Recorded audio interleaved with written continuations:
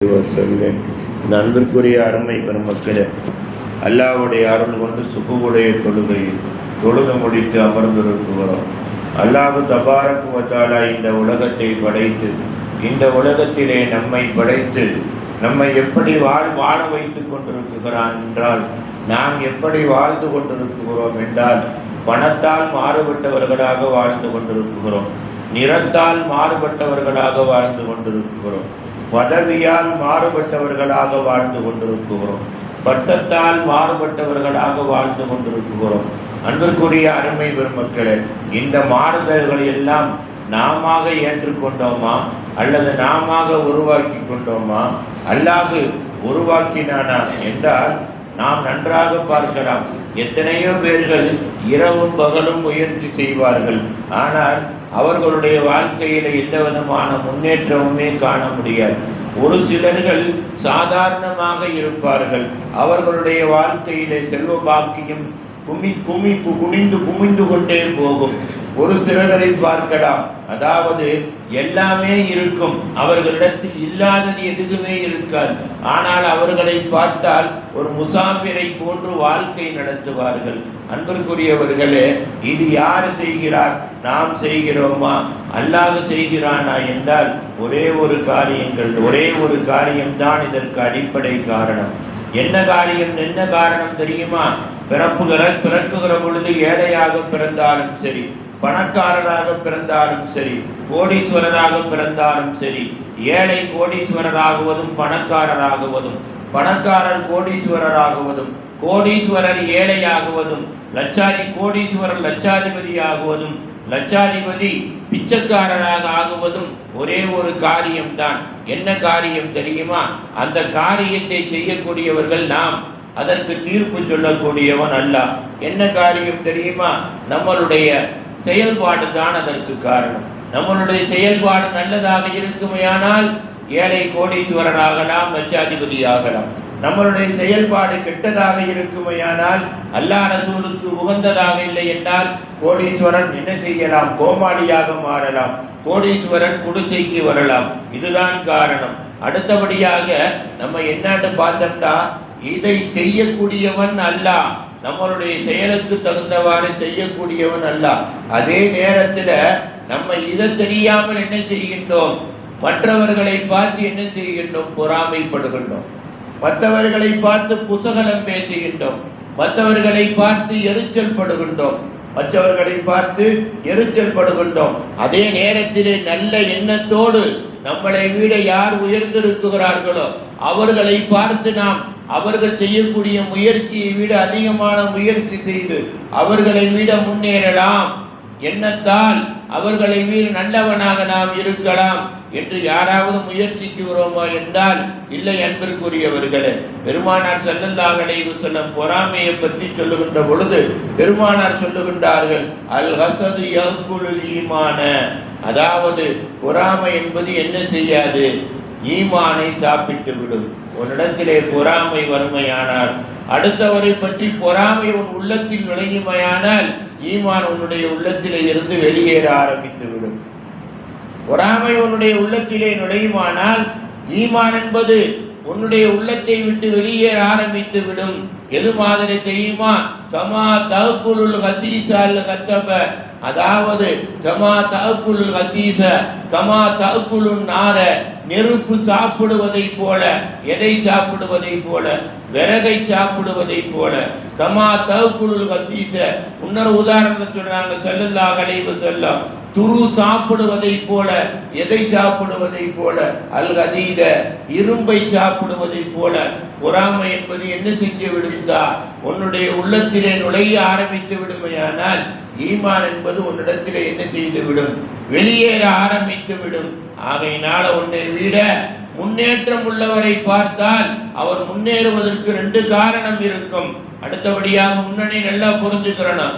ஒரு சிலர் வேகமா முன்னேறுவாங்க, ஏன்னா அவர்களிடத்தில் ஆரம்பத்தில் எது இருந்ததோ அதோடு சேர்த்து எல்லாம் போயிடும். இது சோதனை வாழ்க்கை, இது வேதனை வாழ்க்கை. இந்த வாழ்க்கை கூடாது. ஒரு சிலர் முன்னேறுவாங்க, முன்னேறி கொண்டே போவார்கள். அவர்களுடைய வாழ்க்கையிலே பின்னேற்றத்தை பார்க்கவே முடியாது. அதற்கு காரணம் என்ன தெரியுமா? ரெண்டே ரெண்டு தான். ஒன்று அவருடைய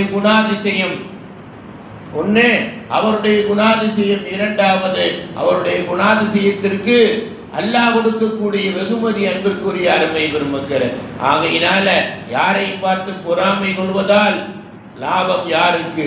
நமக்கல்ல. யாரை பார்த்து பொறாமை கொள்கிறோமோ அவருக்குத்தான் லாபம்.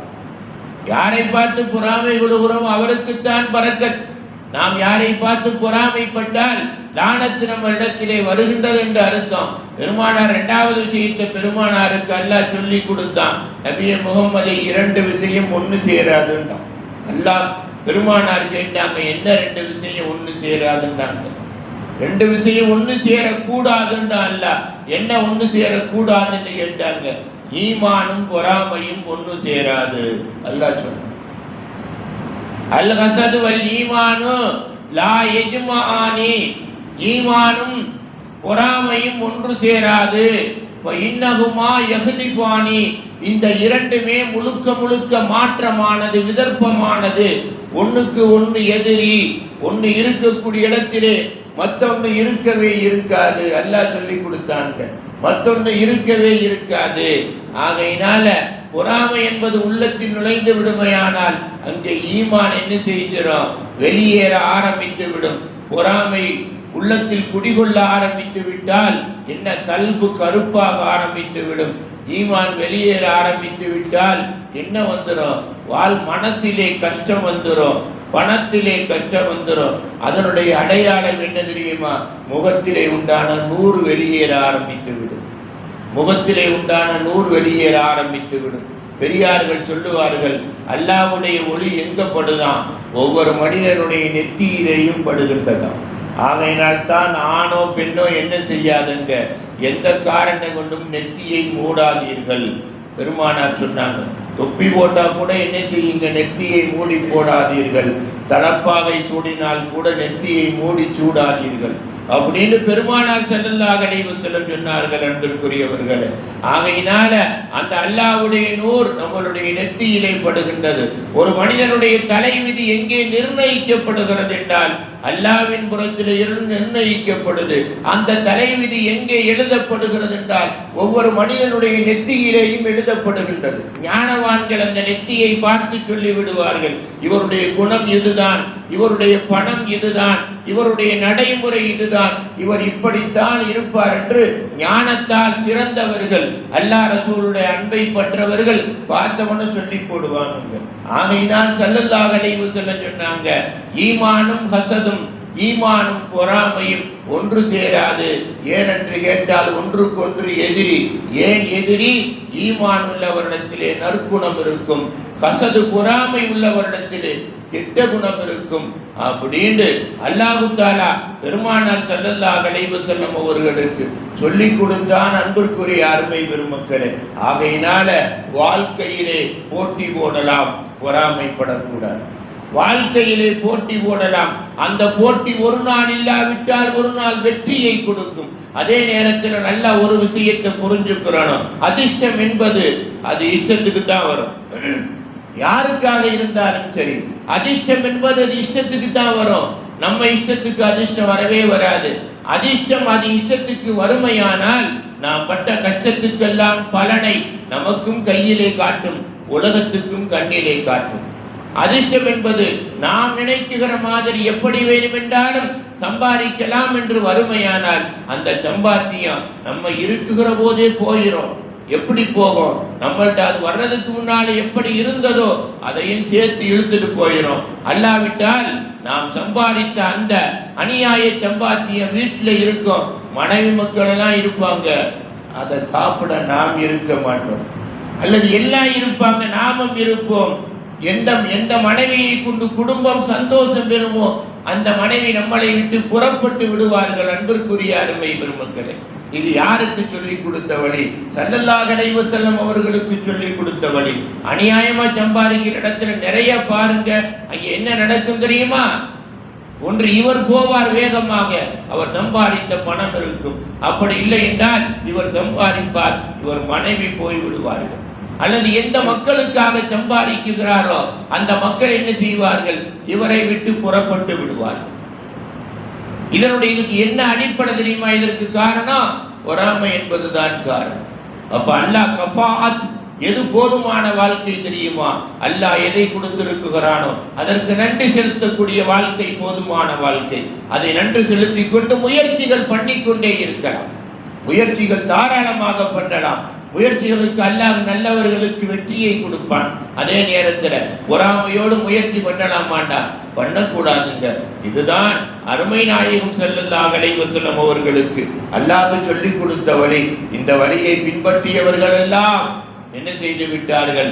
உலகத்தை வென்று விட்டார்கள். உலகத்தால் அவர்களை ஒன்றும் செய்ய முடியல. நாளை ஆகிரத்தையும் வெல்ல காத்து கொண்டிருக்கிறார்கள். அதே வழியிலே நாமும் நடந்தால் இந்த நாள் அல்ல, நம் வாழ்வில் சந்திக்கும் ஒவ்வொரு நாளும் நன்னாளாக திருநாளாக இருக்கும் என்பதிலே சந்தேகம் இல்லை.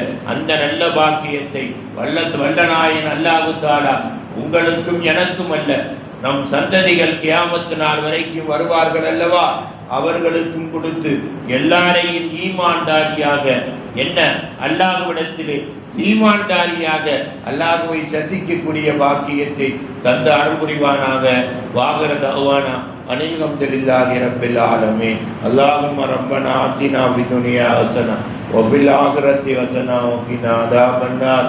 வ ஸல்லி அலன் நபி சய்யிதினா வ நபீனா மௌலானா முஹம்மது வ அலா ஆலிஹி வ அஸ்ஹாபிஹி அஜ்மஈன் பி ரஹ்மதிக யா அர்ஹமர் ராஹிமீன். வல்ஹம்துலில்லாஹி ரப்பில் ஆலமீன். ஸல்லல்லாஹு அலா முஹம்மத் ஸல்லல்லாஹு அலைஹி வஸல்லம். ஸல்லல்லாஹு அலா முஹம்மத் ஸல்லல்லாஹு அலைஹி வஸல்லம். ஸல்லல்லாஹு அலா முஹம்மத். யா ரப்பி ஸல்லி அலைஹி வஸல்லம். அஸ்ஸலாமு அலைக்கும்.